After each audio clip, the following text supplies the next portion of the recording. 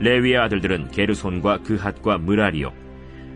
그핫의 아들들은 아므람과 이스할과 헤브론과 우시엘이요. 아므람의 자녀는 아론과 모세와 미리암이요.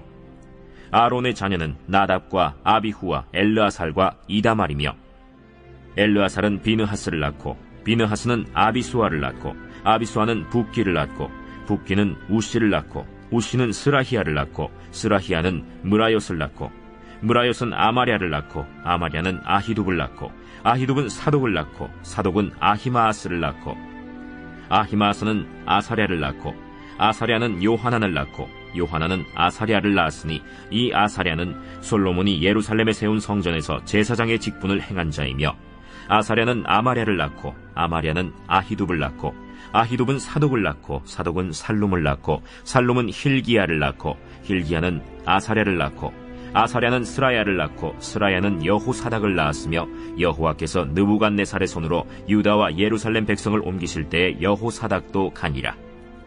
레위의 아들들은 게르손과 그핫과 므라리이며, 게르손의 아들들의 이름은 이러하니 림니와 시므이요. 그핫의 아들들은 아므람과 이스할과 헤브론과 우시엘이요. 므라리의 아들들은 말리와 무시라.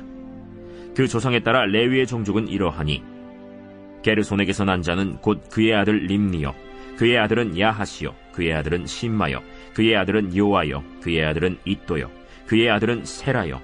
그의 아들은 여아들이며, 그핫에게서 난 자는 곧 그 아들은 암미나답이요. 그의 아들은 고라요. 그의 아들은 아실이요. 그의 아들은 엘가나요. 그의 아들은 에비아삽이요. 그의 아들은 아실이요. 그의 아들은 다하시요. 그의 아들은 우리엘이요. 그의 아들은 우시아요. 그의 아들은 사울이라. 엘가나의 아들들은 아마세와 아히못이라. 엘가나로 말하면 그의 자손은 이러하니, 그의 아들은 소베요. 그의 아들은 나하시요. 그의 아들은 엘리압이요. 그의 아들은 여로함이요. 그의 아들은 엘가나라. 사무엘의 아들들은 맏아들 요엘이요. 다음은 아비야라. 므라리에게서 난 자는 말리요. 그의 아들은 림니요. 그의 아들은 시므이요. 그의 아들은 우사요. 그의 아들은 시므아요. 그의 아들은 학기야요. 그의 아들은 아사야더라. 기도하겠습니다. 하나님, 우리가 정말 너무나 부족하고 또 미련하여서 우리에게 오는 사건들이 있을 때 하나님 그것을 해석하지 못해 죽어가고, 그것 때문에 우리가 마음에 분노가 일어나고 하나님 절망이 일어납니다. 그러나 하나님의 말씀 가운데 있는 자들, 주님과 소통하는 자들은 하나님께서 친히 그 해석을 허락하여 주사 우리로 하여금 그것이 어떤 의미가 있는지 알게 하시고, 또한 미래의 일을 알게 하시고, 또 우리 심중에 모든 억울한 것들과 또 우리 마음 가운데 있는 모든 의문들을 풀어주시니 오늘도 주님께 의지할 수밖에 없습니다. 하나님, 오늘도 우리 인생 가운데, 나의 삶 가운데 해석되지 아니하는 사건들이 무엇이 있습니까? 반드시 해석해야 되는 일들은 무엇이 있습니까? 하나님, 말씀을 통해 깨닫게 하사 모든 것이 해석되고 풀리는 날이 될 수 있도록 주님께서 역사하여 주시옵소서. 주님, 오늘도 이 새벽에 말씀을 듣겠습니다. 말씀하여 주시옵소서. 예수님의 이름으로 기도합니다. 아멘. 네, 오늘 여러분께서 이 말씀을 보시면 레위 가문에 대한 족보가 나오는데요. 어느 날 이 야곱의 집에 야곱의 아내 중에 한 명이죠. 레아의 세 번째 아들인 레위가 태어납니다. 그런데 이 레아의 슬픔이 뭐였었냐면, 내 남편 야곱과 연합하지 못하고 사랑받지 못하는 슬픔이 그 여인의 마음을 날마다 지배하고 있었어요.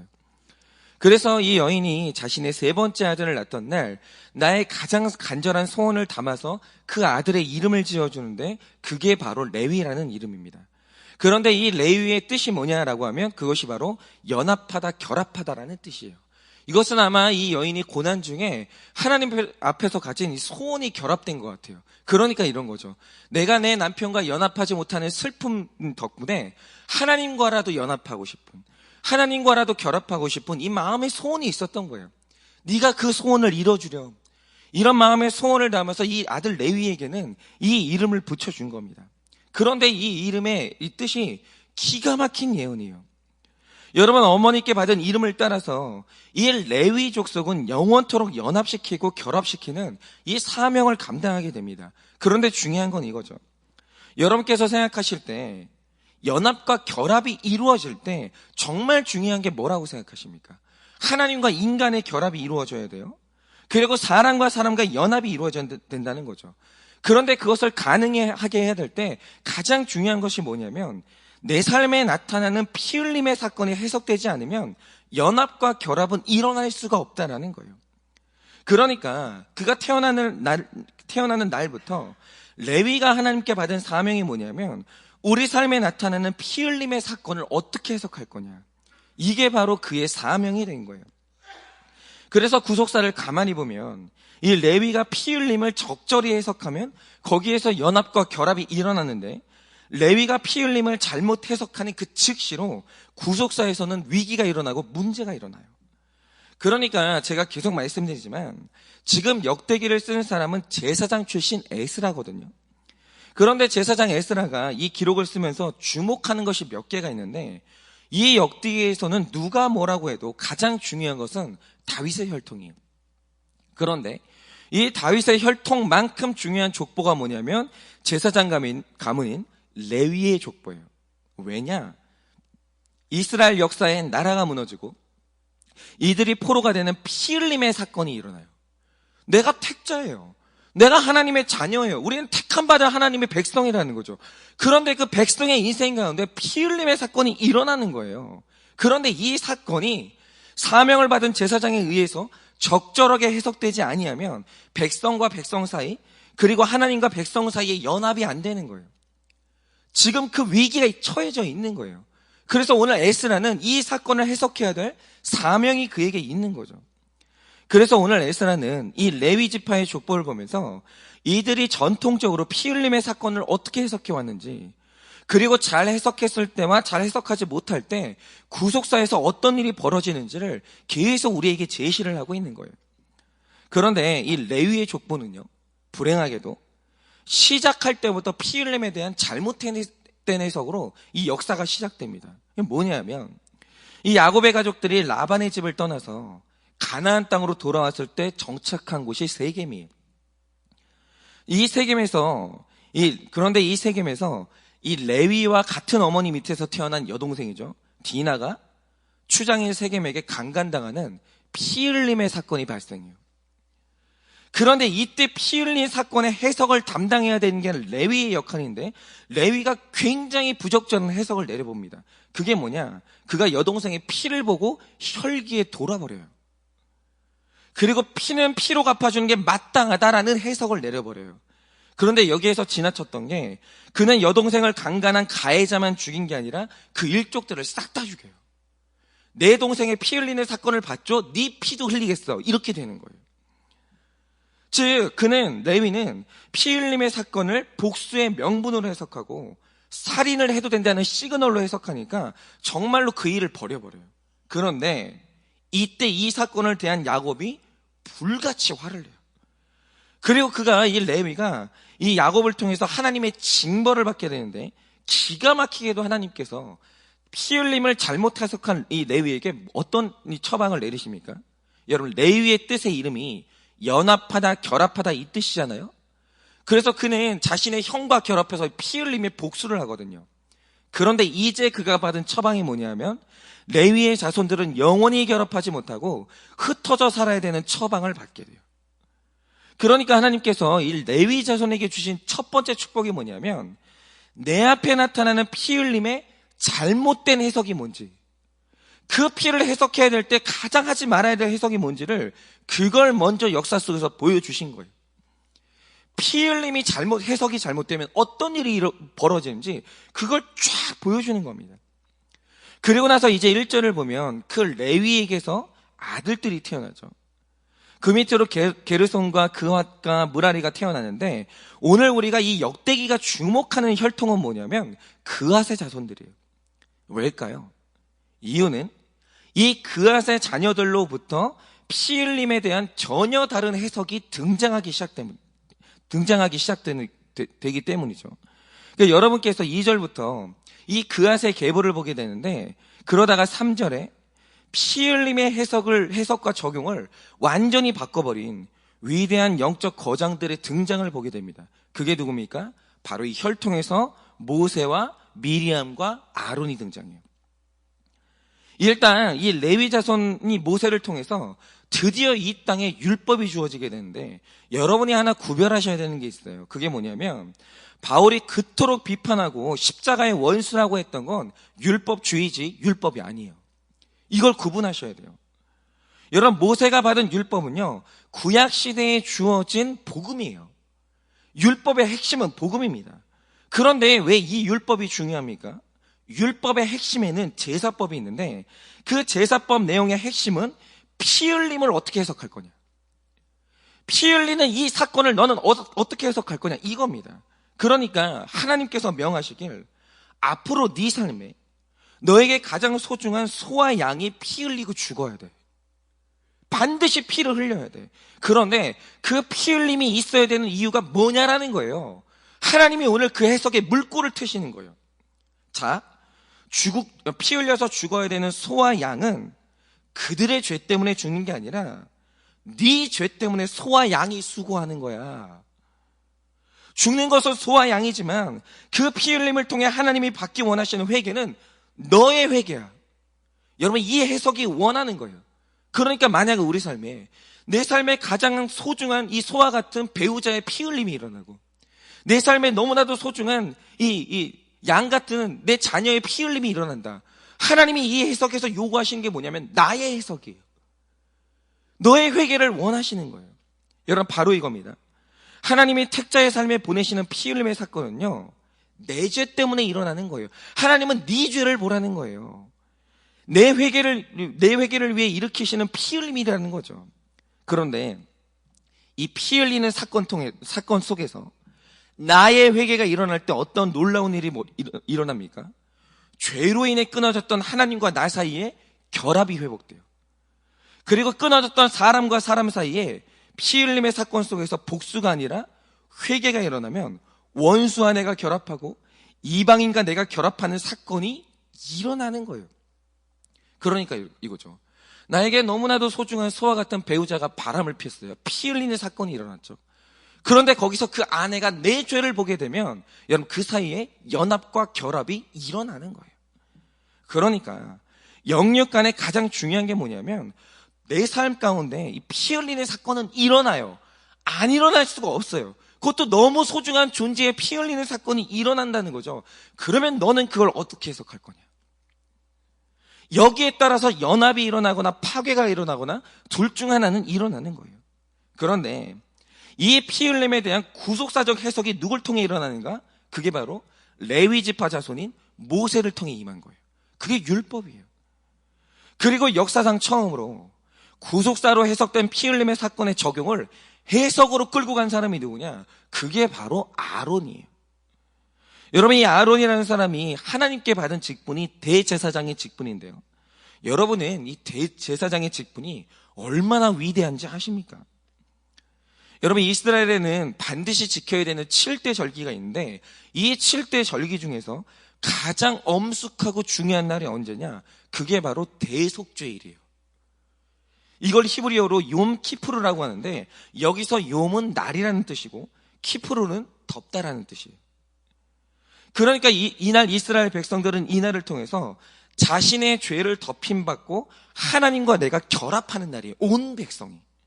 그런데 이때 백성이 피 흘린 죄를 전부 내 죄로 고백하면서, 주님, 저의 죄입니다. 저를 죽여주십시오. 그러면서 홀로 하나님의 지성소에 외롭게 들어가는 사람이 누구냐? 그게 바로 대제사장이에요. 그런데 여러분, 이 지성소에 들어가는 이 대제사장이 몸에 2개의 장치를 하고 들어가요. 하나는 몸에 방울을 달아요. 그리고 하나는 발에 끈을 묶는 거예요. 왜냐? 만약 그 지성소 안으로 들어가는 대제사장이 온전치 않은 회개를 하면서, 예를 들면 이런 거죠. 피를 뿌려요. 내가 그 피의 죄를 내 회개로 안고 들어가는 거예요. 그런데 만약에 그 피를 내 죄로 여기지 않거나 억울해요.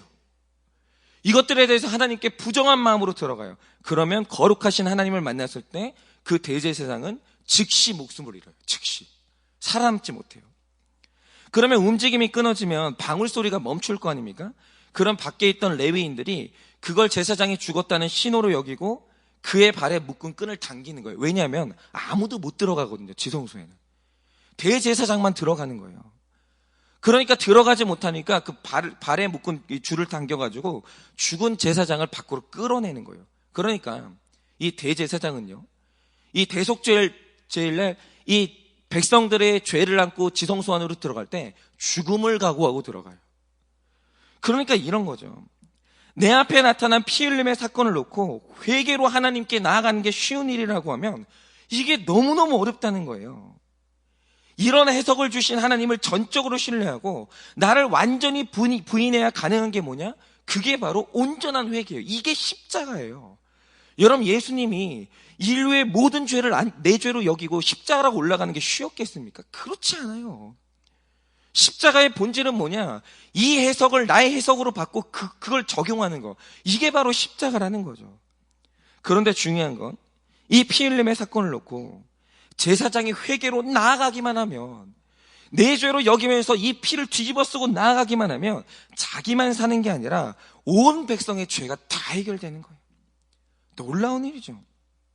그런데 역사상 이 치열한 피의 회개를 완전히 완성한 최후의 대제사장이 누굽니까? 그게 바로 예수님이라는 거예요. 그런데 예수님께서 십자가에 달리는 이 적용 전에 훨씬 더 중요하게 여기신 게 있어요. 그게 뭐냐? 마태복음 26장을 보면 예수님께서 돌아가시기 전날 밤 선택된 자의 집에 다락방에 모였어요. 그리고 발표하신 게 뭡니까? 나는 곧 피 흘리고 죽어. 나는 곧 피 흘리고 죽어. 그런데 잘 들어. 이 해석이 중요한 거야. 이것은 로마를 미워하라고 주시는 사건이 아니야. 그건 로마에게 복수하라고 주시는 사건이 아니야. 그리고 나서 자신이 흘리는 피와 찢기는 몸에 대한 해석을 주시는데 그 해석이 뭡니까? 이 몸은 너희 죄를 위해서 내어주는 나의 몸이야. 로마를 미워하지 말고 너희가 회개해야 돼. 내 피는 너희 죄를 해결하려고 흘리는 피야. 너 때문에 흘리는 피지 로마 때문에 흘리는 피가 아니야.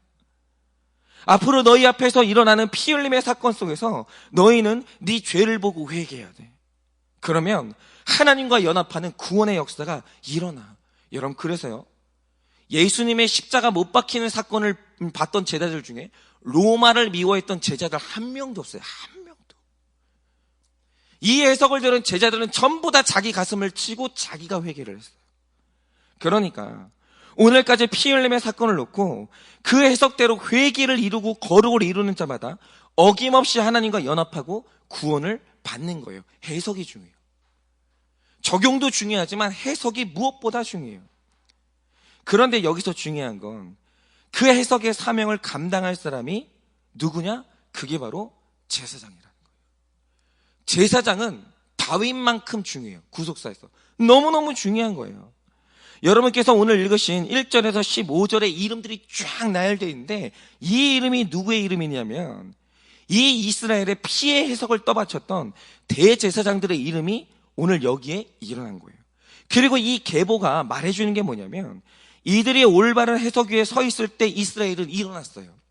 그들은 늘 하나님과 결합했어요. 그러나 14절의 아사라처럼 대제사장의 해석이 무너지고 피 흘림에 적용을 하지 않을 때 이스라엘은 무너지고 사로잡혀 갔던 거예요.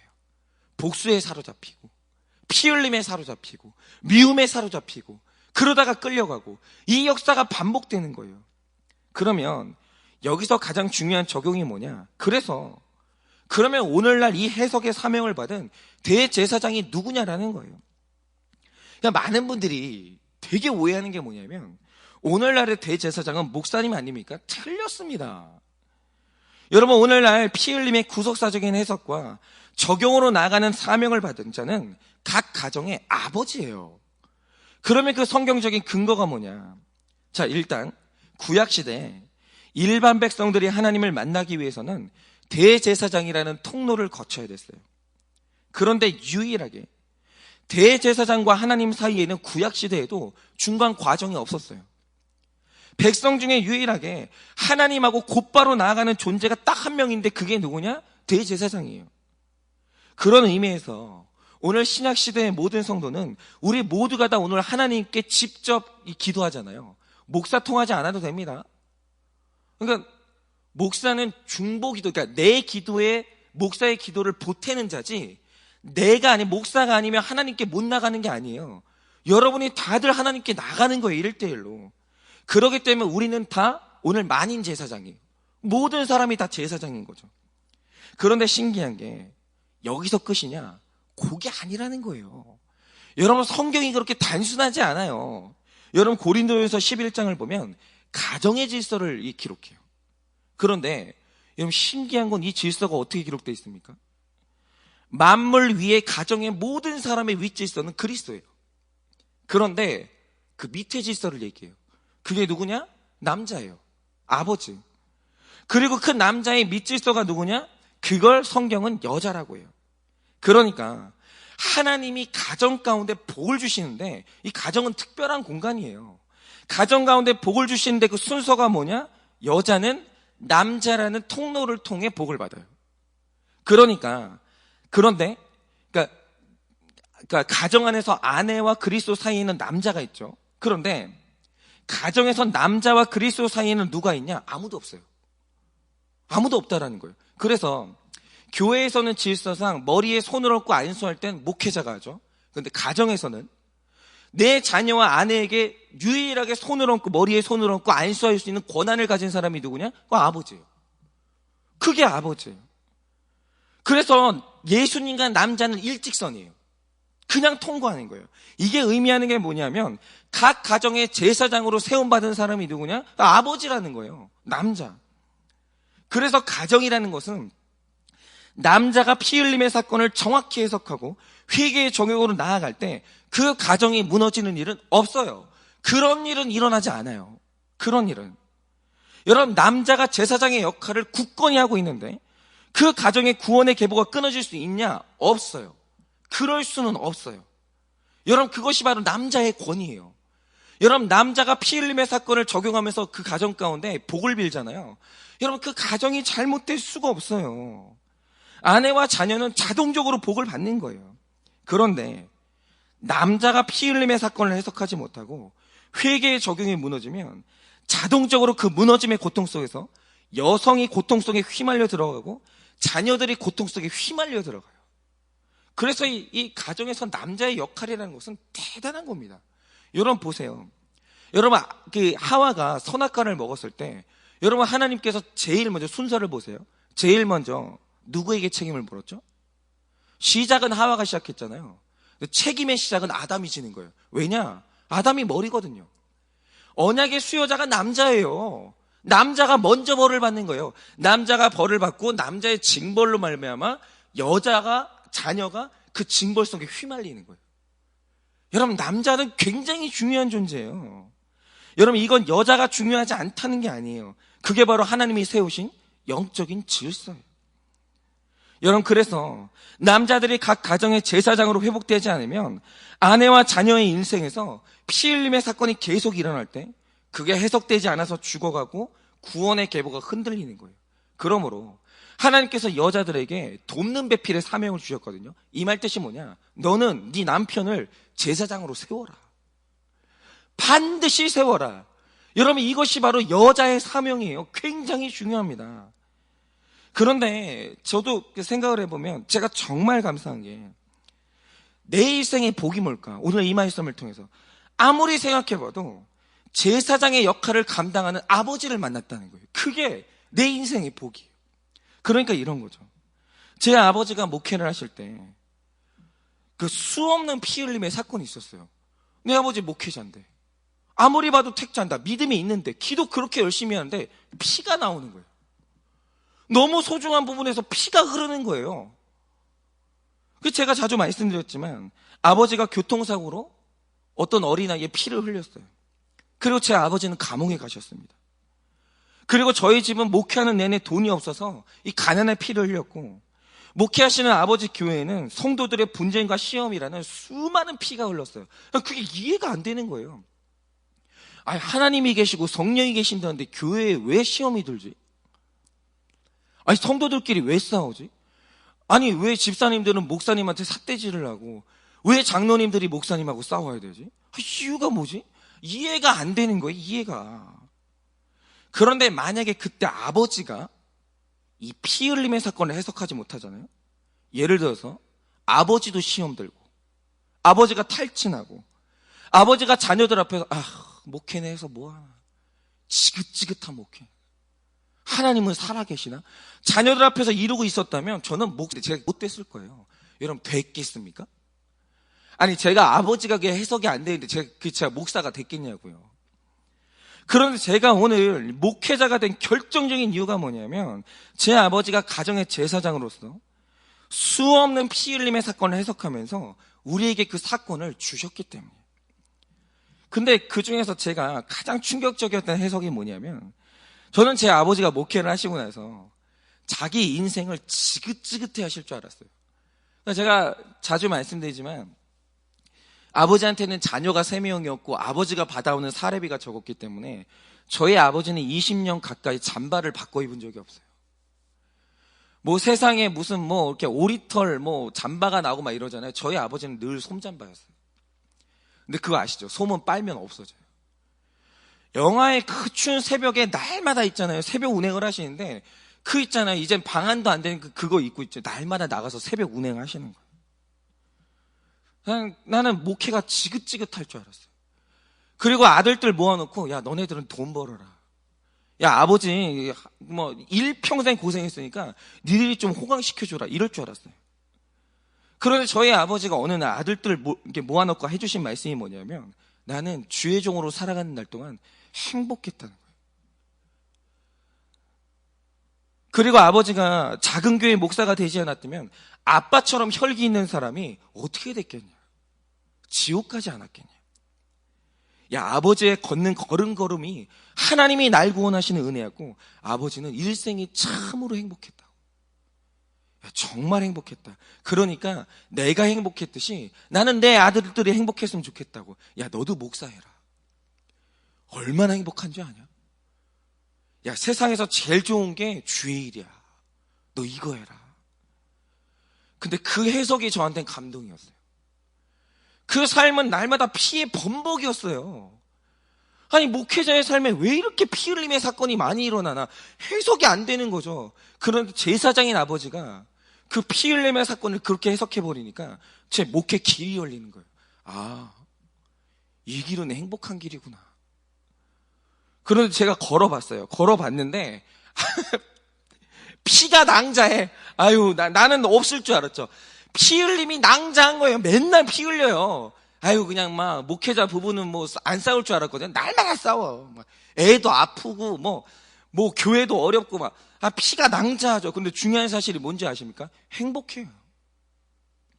힘들죠. 어렵죠. 그런데 아버지가 말하는 행복이 뭔지 알겠어요.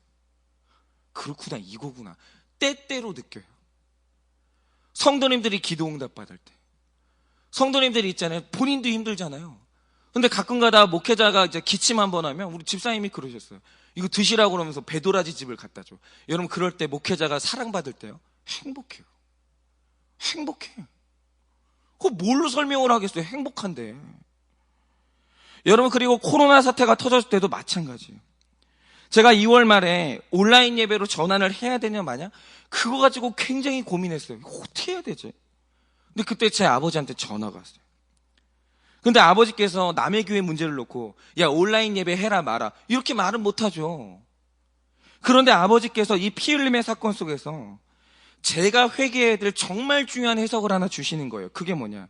현성아, 만약 이 모든 문제 가운데서 네가 이 의사결정을 해야 될 때, 네가 만약에 돈 문제로 고민하고 있다면 넌 회개해야 돼.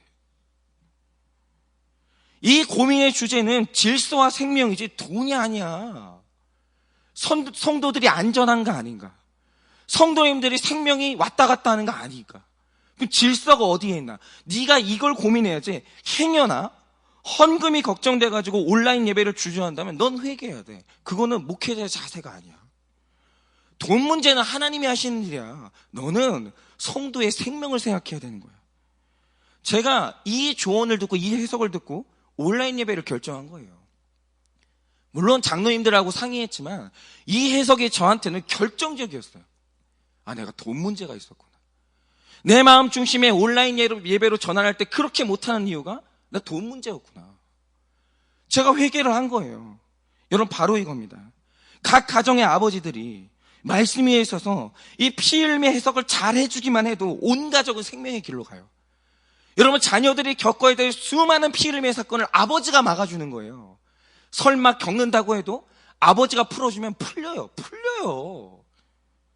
그러나 아버지가 해석해주지 못할 때 내 가족은 미움으로 피 흘리고 혼란으로 피 흘리고 하나님과 멀어지는 치명적인 결과가 오는 거예요. 여러분, 오늘 이 설교를 듣는 우리 아버지들은 어떠십니까? 여러분, 복음 위에서 구속사의 관점으로 피 흘림의 사건을 해석하고 있습니까? 회개의 적용으로 내가 나아가고 있냐라는 거예요. 여러분, 아버지는 다른 짐을 지는 존재가 아니에요. 자녀의 죄를 내 죄로, 아내의 죄를 내 죄로, 이 세상의 모든 죄 가운데서 내 회개를 이루는 그 아버지의 짐이 반드시 이루어져야 된다는 거예요. 그런데 만약에 각 가정에 아버지가 무너졌을 수 있죠. 그럼 어머니라도 제사장의 역할을 감당해야 돼요. 어머니가 죽는 그날까지 내 남편을 제사장으로 세우고 죽는 그날까지 내 죄로 여기면서 어머니라도 그 십자가를 져야 돼요. 여러분, 그렇게 될 때 각 가정에 일어난 그 제사장으로 말미암아 하나님과 사람 사이에 연합과 결합이 일어나고 끊어진 우리 집안의 구원의 계보가 다시 회복될 줄을 믿습니다. 여러분, 제사장의 사명을 반드시 감당하고 성공하시기를 예수님의 이름으로 축원을 드립니다.